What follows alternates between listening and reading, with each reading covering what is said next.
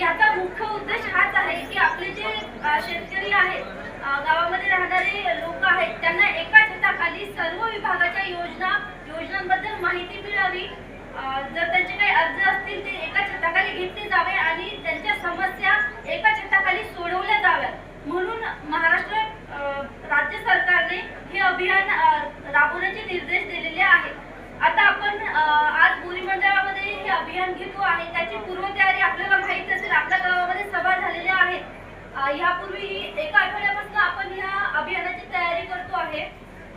त्याप्रमाणे सर्वांनी आपले ज्या डिपार्टमेंटकडे इथे बरेच वेगवेगळ्या डिपार्टमेंट आलेले आहेत, त्यामध्ये महसूल असेल, भूमी अभिलेख असेल, कृषी असेल, पंचायत समिती आहे, पशुसंवर्धन विभाग आहे, आरोग्य विभाग आहे, पोलीस विभाग आहे।